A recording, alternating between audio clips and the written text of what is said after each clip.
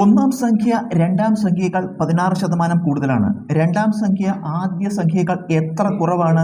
നമുക്കിവിടെ രണ്ട് സംഖ്യയെക്കുറിച്ച് പറയുന്നുണ്ട്. ഒന്നാം സംഖ്യ, രണ്ടാം സംഖ്യ. ഇതിൽ ഒന്നാം സംഖ്യ രണ്ടാം സംഖ്യയേക്കാൾ 16% കൂടുതലാണ്. ഒന്നാം സംഖ്യ രണ്ടാം സംഖ്യയേക്കാൾ 16% കൂടുതൽ. അപ്പോൾ ഈ സംഖ്യയാണ് കൂടുതൽ, ഒന്നാം സംഖ്യയാണ് കൂടുതൽ. ഇതിനേക്കാൾ എത്ര? 16% കൂടുതലാണ്. നമ്മൾ കണ്ട്. അപ്പോൾ ഇത് കൂടുതലാണെങ്കിൽ ഇത് കുറവാണ്. രണ്ടാം സംഖ്യ ആദ്യ സംഖ്യയേക്കാൾ എത്ര കുറവാണ്? ഈ സംഖ്യയാണ് കുറവ്, ഈ സംഖ്യ ഇതിനേക്കാൾ കുറവാണ്. എത്ര കുറവാണെന്ന് കാണുന്നുണ്ട്. ഇത് ഉത്തരം കണ്ടുപിടിക്കേണ്ട സൂത്രവാക്യം ഉപയോഗിക്കാം. നമുക്ക് 100 × x/100 + x എന്ന സൂത്രവാക്യം ഉപയോഗിക്കാം.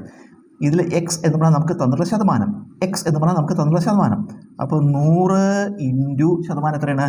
16/100 + 16 എന്ത് വരും? 116. ഇത് ഗുണിക്കുമ്പോൾ എന്ത് വരും? 1600/116.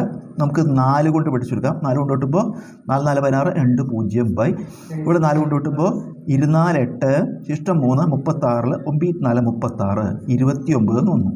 ഇനി നമുക്ക് വെട്ടിച്ചുടാൻ പറ്റില്ല, കാരണം 29 പ്രൈം നമ്പറാണ്. 29 അഭാജ്യ സംഖ്യയാണ്. അപ്പോൾ ഹരിക്കുക, 400നെ 29 കൊണ്ട് ഹരിക്കുക. 400 ഹരിക്കണം 29. 4 പൂല 40 ഒരു പ്രാവശ്യം, ഒരു 29 29. 40 29 കുറച്ചാൽ 11. അടുത്ത സംഖ്യ 0 ഇറക്കിയിട്ടു. 110 നോക്കുക എത്ര പ്രാവശ്യം പോകും നോക്കുക. 4 പ്രാവശ്യമായ 116 ആവും. 3 പ്രാവശ്യമേ പോകുള്ളൂ. 3 × 29 87 എന്ന് വരും. കുറയ്ക്കുമ്പോൾ 3 7 10 1 8 9 2 11 23 ഇത് ശിഷ്ടം വരും, റിമൈൻഡർ വരും. അപ്പോൾ നമുക്ക് എന്താ ഉത്തരം എഴുതുക? 400നെ 29 ഹരിക്കുമ്പോൾ 400ൽ എത്ര 29 ഉണ്ട്? 13 പ്രാവശ്യം. 13 ശിഷ്ടം എത്ര വന്നു?